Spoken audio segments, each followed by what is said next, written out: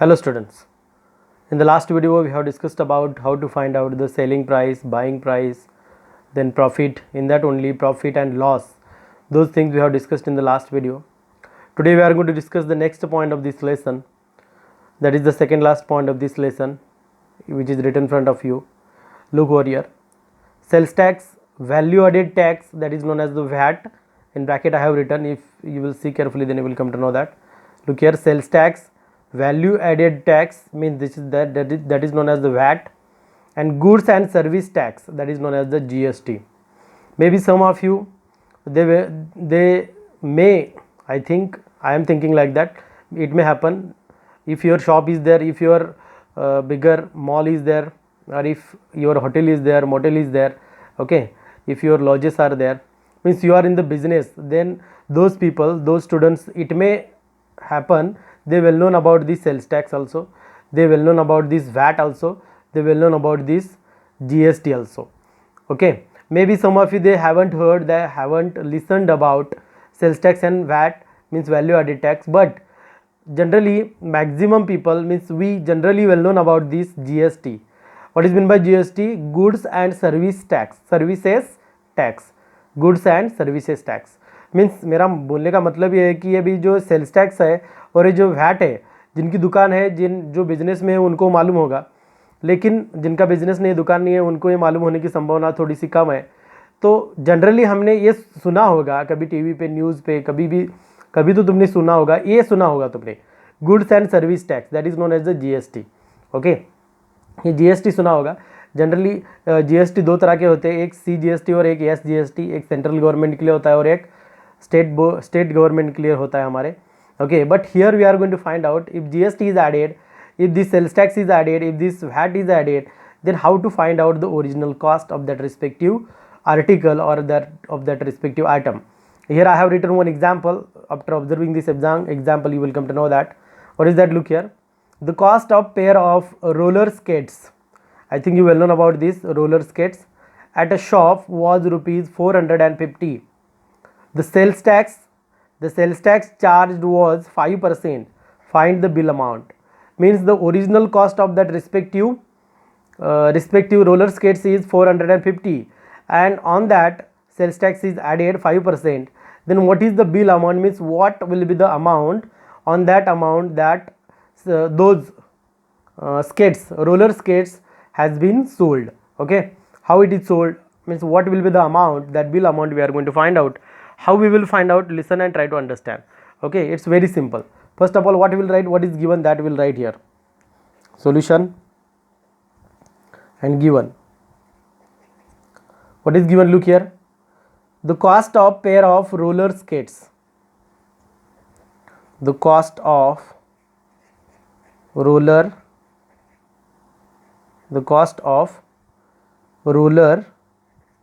skates, the cost of roller skates is equal to rupees 450. Okay, the next, the sales tax charged was 5%. The tax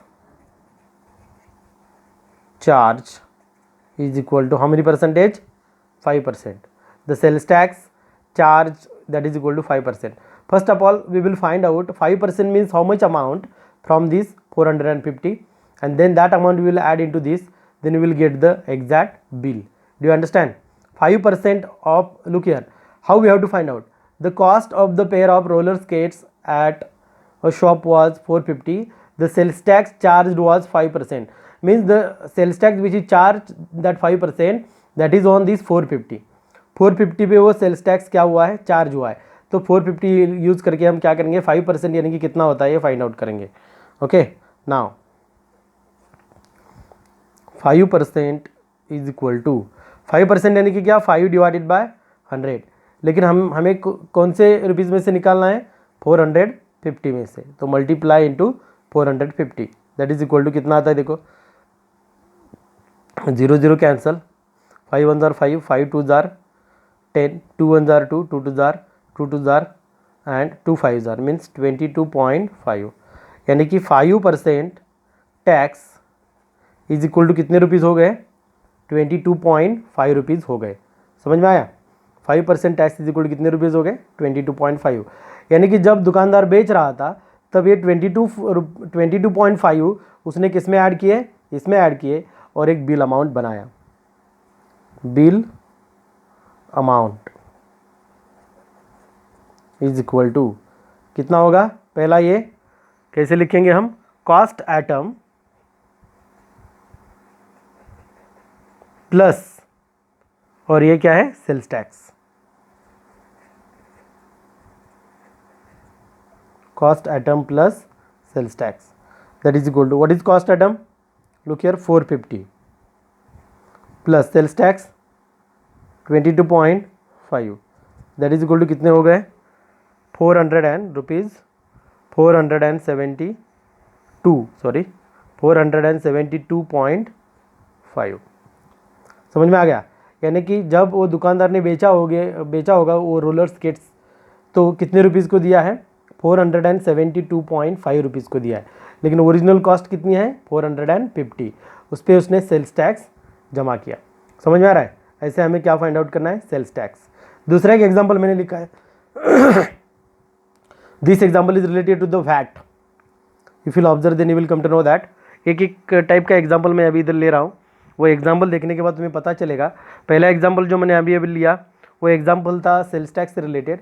अभी जो example मैं लेने वाला हूँ वो एग्जांपल मैं लूँगा किससे रिलेटेड? वैट से रिलेटेड। अभी कैसे सॉल्व करना है, पहले एग्जांपल रीड करो तो तुम्हें वो समझ में आएगा। देखो इधर, Waheeda bought an air cooler for ₹3,300 including tax of 10%। Find the cost of air cooler before VAT is added. यानी कि ऐसे ही फाइंड आउट करना है हमें। ओके, इधर हमने सेल्स टैक्स फाइंड आउट किया, इधर हमें क्या फाइंड आउट करना है? वैट फाइंड आउट करना है। और वो वैट फाइंड आउट करके इधर हमने सेल्स टैक्स फाइंड आउट करके इसमें ऐड किया। अभी इसमें क्या करना है? सब्ट्रैक्ट करना है। क्यों सब्ट्रैक्ट करना है? देखो इधर, find the cost of the air cooler before VAT is added, यानी कि वैट ऐड करने के पहले उसकी क्या वैल्यू थी, क्या उसकी प्राइस थी, वो हमें फाइंड आउट करना है। Okay, solution given. What is given? Okay, CP ऐसा लिखेंगे तो भी चलेगा। सीपी यानी कि क्या? Cost price of air cooler, that is equal to ₹3300। Air cooler की प्राइस क्या है? ₹3300। Okay, VAT is equal to how many percentage? देखो इधर 10%। VAT is what? 10%। Then now we will find out, what you will find out? Cost. Cost means what? What is the cost of this VAT? What I want to say, what is the cost of this VAT? Now it is given in the percentage, but 10% means how many rupees or how much amount is added into this, that we will find out. Okay, कैसे find out करेंगे? यही formula हम use करेंगे। Okay, देखो इधर मैं दिखा देता हूँ। Therefore VAT is equal to 10%। 10% यानी कि क्या? 100 रुपीज़ में से 10, और कॉस्ट कितनी है? 3,300। Therefore VAT is equal to 0 cancel, 0 cancel, तो बचेगा क्या? 10 into 33, that is equal to 330। Am I right?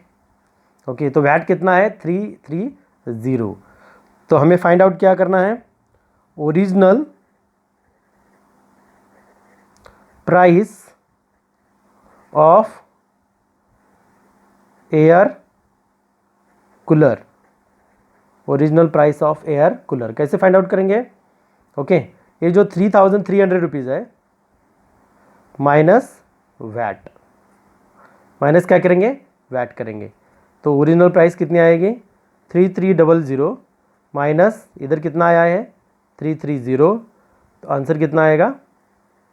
3,000। यानी कि उसकी ओरिजिनल कॉस्ट क्या थी उस एयर कूलर की? 3,000 रुपीज़, और उसको वैट कितना लगा? 330 रुपीज़। अभी तुम्हें पता चला होगा क्यों उस जो प्राइस होती है किसी भी आइटम की, किसी भी चीज़ की, वो बढ़ती क्यों है, ये तुम्हें अभी पता चला होगा। सेल्स टैक्स उस पर होता है। सेल्स टैक्स का एग्जांपल मैंने दिखाया, अभी मैंने तुमको वैट का एग्जांपल दिखाया, अभी मैं तुम्हें जीएसटी का एग्जांपल सॉल्व करके दिखा देता हूँ, तो तुम्हें वो पूरी तरह से समझ में आएगा। ओके, देखो इधर, Salim bought an article for ₹784 which included GST of 12%. What is the price of article before GST added. जैसे हमने इधर अभी पहले फाइंड आउट किया था वैसे हमें फाइंड आउट करना है. ये थोड़ी सी अलग किस्म से मैं सॉल्व करके दिखा देता हूँ अभी. ओके, वो भी सिंपल बात है. देखो तुम अभी मैंने जो वैट का एग्जांपल दिखाया वो एग्जांपल इस मेथड से भी तुम सॉल्व कर सकते हो जो मेथड मैं अभी तुम्हें दिखा रहा हूँ. देखो इधर ध्यान से रीड करो एग्जांपल.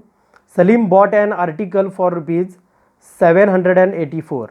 यानी कि सलीम ने जो आर्टिकल परचेस किया है, ओके, उसकी वैल्यू क्या थी? ₹784. But that is not a original price of that respective article. वो ओरिजिनल प्राइस नहीं है उसकी, क्योंकि उसमें कितने % GST ऐड हुआ है? 12%. तो कैसे फाइंड आउट करना है? देखो इधर ध्यान से देखो. ओके, सिंपल है जो दूसरी मेथड दिखा रहा हूँ. देखो, let us consider original price is equal to ₹100. इधर हमें क्या करना है? ओरिजिनल प्राइस क्या करनी है? Consider ₹100. Okay, then sale price अगर ₹100 की चीज़ है तो उसको कितना % GST लगाए? 12%. तो सेल प्राइस क्या होगी? 100% ₹100 प्लस 12 क्यों? क्योंकि 12% है. ओके, तो कितनी होगी? 112 रुपीज़. तो sale price of that respective article कितनी हो गई? 112. अभी देखो इधर, अभी इसकी सेल प्राइस हमें ऑलरेडी दी है. देखो इधर 784. तो उसकी ओरिजिनल प्राइस हमें फाइंड आउट करनी है. GST ये देखो, what is the price of article before GST added. GST add होने के पहले. नाउ ओके, नाउ 112 हो गए. अभी देखो ओरिजिनल प्राइस हमें मालूम नहीं है, दैट इज इक्वल टू हम क्या कंसिडर करेंगे? X. तो सेल प्राइस कितनी दी है हमें? 784. अभी कंपेयर करेंगे. देखो, जब ओरिजिनल प्राइस, ध्यान से देखो मैं क्या कर रहा हूँ, सेल प्राइस इधर देखो, original price X consider 100 consider की तो सेल प्राइस 1112 होगी. अभी ओरिजिनल प्राइस हमने X कंसिडर की तो सेल प्राइस कितनी दी है उन्होंने? 784. दिख रहा है कि नहीं? 784. ओके, अभी हम कैसे ये ओरिजिनल प्राइस कैसे फाइंड आउट करेंगे? देखो, जब ₹100 ओरिजिनल प्राइस थी तो सेल प्राइस कितनी थी? 1112. M I right? और जब X रुपीज़ क्या है? ओरिजिनल प्राइस है, तो सेल प्राइस कितनी थी? 784. अभी क्रॉस मल्टीप्लिकेशन करेंगे. इधर देखो, 100 इंटू 784 X इंटू 112. इधर दिखा देता हूँ. देखो, 112 into X is equal to 100 into 784. अभी X फाइंड आउट करना है तो 112 से डिवाइड करो. X is equal to 100 into 784 divided by 112. Okay, 100 into 784 divided by 112. और जब तुम सॉल्व करोगे तो सॉल्व करने के बाद, यानी कि इसका भी डिवीजन करने के बाद तुम्हें आंसर मिलेगा. 112 1 आर 112 11, ये 7 भी इधर हो सकता है.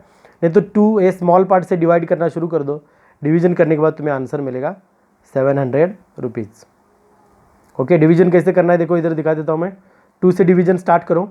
इधर भी 2 है, इधर 4 है, तो 2 से डिवीजन इधर भी डिवाइड हो सकता है. 2 से डिवीजन स्टार्ट करने के बाद इधर तुम्हें बचेगा 7, और 100 से 7 से मल्टीप्लाई करने के बाद आंसर क्या आएगा? 700. समझ में आ रहा है? यानी कि with the what is the price of article before GST? The price of article before GST is what? 700 rupees. समझे? समझ में आया? इधर देखो, मैंने आज तुमको 3 पॉइंट्स दिखाए हैं इधर सॉल्व करके. पहला पॉइंट है सेल्स टैक्स. सेल्स टैक्स का एक एग्जांपल मैंने तुम्हें सॉल्व करके दिखाया कैसे फाइंड आउट करना है. दूसरा पॉइंट है वैट. ये जो वैट का एग्जांपल है ये मैंने अभी तुमको GST का जैसे एग्जांपल दिखाया वैसे भी तुम सॉल्व कर सकते हो. ओके, तो ये दूसरा एग्जांपल था वैट का. तीसरा एग्जांपल जो मैंने दिखाया वो GST का था. जनरली हमें GST बोला जाता है लेकिन जीएसटी कैसे फाइंड आउट करना है हमें, ये हमें बताया नहीं जाता। तो कैसे फाइंड आउट करना मैंने अभी तुमको दिखाया है। Okay, do you understand? Okay, like that try to solve examples of exercise में ऐसे एग्जाम्पल दिया है, वो सॉल्व करने की कोशिश करो। Remaining points will continue in the next video. Thank you.